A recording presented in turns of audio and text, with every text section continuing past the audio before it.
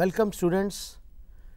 In today's class, we are going to discuss again the chapter number 4, retirement and death of partner, continuing from the last class.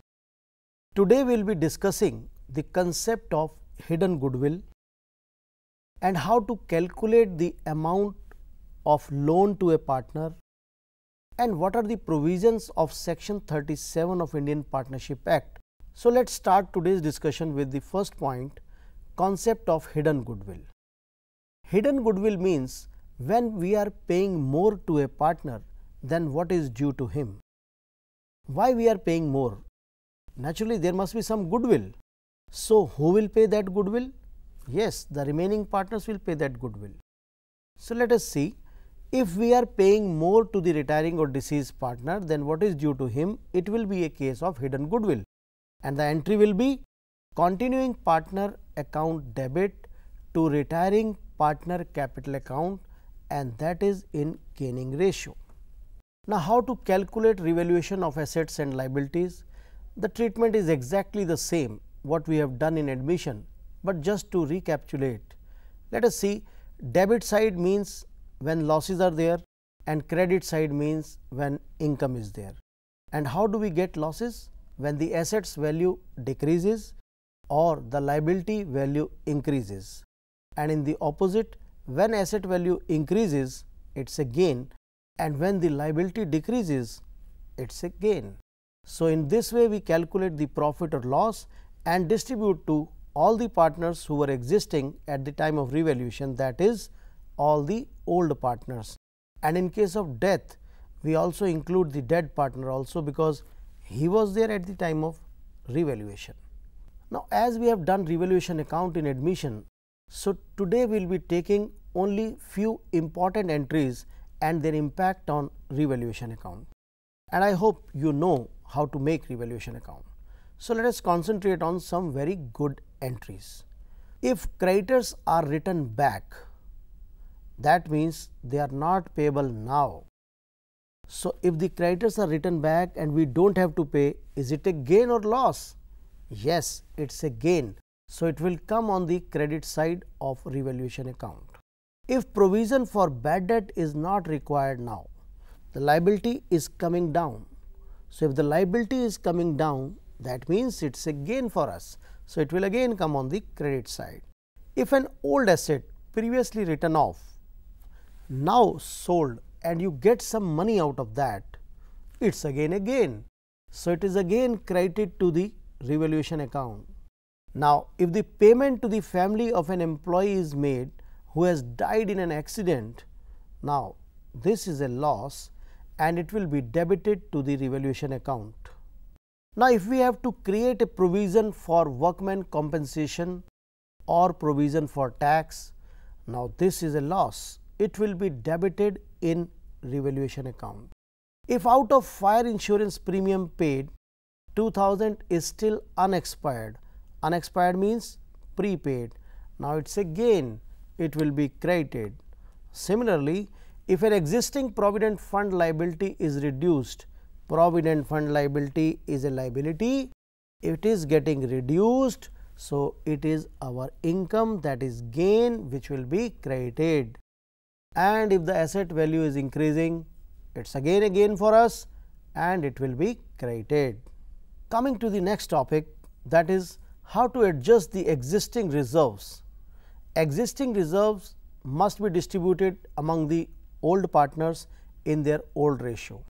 So, that is accumulated profits or reserves account debit to all partners capital account in the old ratio. And if there are accumulated losses, yes, it is a reverse entry, that is all partners capital account debit to accumulated losses. So, partners will get if they have profits and partner will bear if they have losses. Now, how to calculate the amount due to retiring or deceased partner? How do we dispose of that?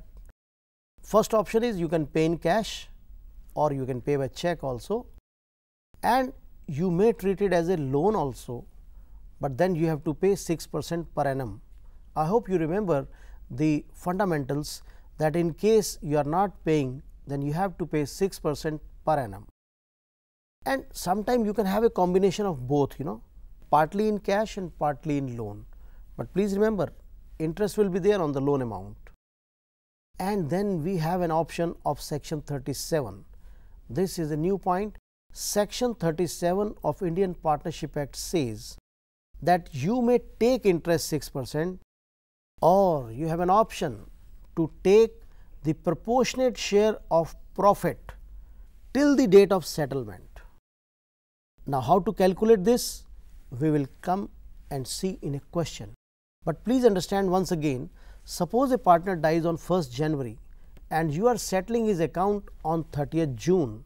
So, for all these 6 months, whatever you have earned on his capital, a proportionate share will be calculated and given to that partner, or interest 6% per annum. Both options you have to give him, and naturally he will take whatever is great. Who will take a less option? Nobody will take a less option, right? We will see a calculation on this particular point. Let us understand this section 37 of Indian Partnership Act. Calculate total amount due to that outgoing partner, say A.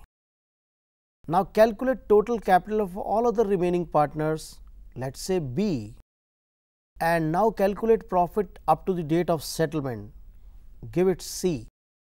Now, please understand, first was A, amount to outgoing partner, B was all the remaining partners' capital, and C is the profit till the date of settlement. Now, how to calculate as per section 37? Follow this formula: C into A upon A plus B. To simplify it, C means what is the profit, A means what is that partner's share, and divided by A plus B means total of all the partners' capital taken together. To understand in numerical terms, let us say profit is 50,000, A capital is 10,000, and the remaining partner's capital is 30,000. So, that makes it 50,000 into 10,000 divided by 10 plus 30, that is 40,000. Now, sometime we pay the partners in installment, 10,000 or 20,000 installment per year, but then we have to pay interest on that. Let us understand this concept by way of a simple example. Suppose 1 lakh is due to the partner with 10% per annum interest, payable in 4 installments. Now, in loan account, on the credit side, first the balance will be 1 lakh, and then 10% interest will be calculated, that is 10,000, 10% of 1 lakh. Now, what is the installment? 1 lakh divided by 4, 25,000, with interest, that is 10,000. So, that makes it 25 plus 10, you will be paying 35,000 in the first installment, because interest has also to be paid. So, the remaining balance now is only 75,000. In the next year, we will calculate interest on 75,000, 10% of 75,000, which makes it 7,500 rupees. And now, when you will pay the money, that is 25,000 plus 7,500, which makes it 32,500 rupees, and the balance now becomes 50,000. I hope you can do the remaining calculation. 50,000, interest 5,000, payment 30,000, remaining 25, right? And in the last go, it will be 25,000 plus 2,500, and finally finish off with 27,500 rupees. So, now we have understood that when we pay in installments, we pay the installment including principal plus interest for every year. Then the principal amount get reduced every year, and interest amount also get reduced, because when you pay the money, interest also get reduced. The next point is how to adjust the partner capital account in case of retirement or death. First point is, if the capital of remaining partner is given to you in the question, then it should be written in the balance carried down side on the debit side, and then if your actual capital is less than that, you will have to bring the money, and if your capital is more than that, then you will be paid back the extra amount. Let us understand in this way that if my capital is 30,000 right now and I require 50,000, so definitely I will be bringing 20,000 rupees. But if my existing capital is 60,000 and we want it at 50,000, then I will be paid back the excess, that is 10,000 rupees, right. Second point in this line is, if the capital is fixed, it should be divided in profit and loss sharing ratio, and then the balance amount is brought or paid off. This can be understood like this: if the firm capital is fixed at 2 lakh and we have 3 partners in the ratio of 5:3:2. So, first we will divide this 2 lakh in 5/10, 3/10, 2/10 and show it as balance carried down, and then we will calculate what amount is to be brought or what amount is to be paid off. So, in both ways what we have to observe is, if my capital is more, I will be paid off. If my capital is less, I will bring it on the credit side by cash. Next very important point in retirement is joint life policy treatment. Now, what is joint life policy? When we take a policy on the lives of the partners, it is called joint life policy. Now, there can be 3-4 cases on that. Let us start with the first case. When no joint life policy is given in the balance sheet, but we want to show it in the balance sheet at surrender value, then what we have to do is pass an entry, joint life policy debited to all partners capital account in old ratio. That is, we are bringing joint life policy and crediting the partner capital account in old ratio. In the second case, if there is no joint life policy and you also do not want to show it in the balance sheet, then you have to pass an adjusting entry similar to that goodwill entry. Oh yes, that was continuing partner account debit to outgoing partner account in the gaining ratio. This was the same like in goodwill. Now, there can be another case when JLP is already given in the balance sheet and there is a change in the value, that is, joint life policy value can increase or decrease. Now, increase or decrease will be considered in the revaluation account, and increase will be a profit on the credit side, decrease will be a loss on the debit side, right. For example, joint life policy in the balance sheet is 20,000 and now it is valued at 15,000. So, revaluation debit will be 5,000.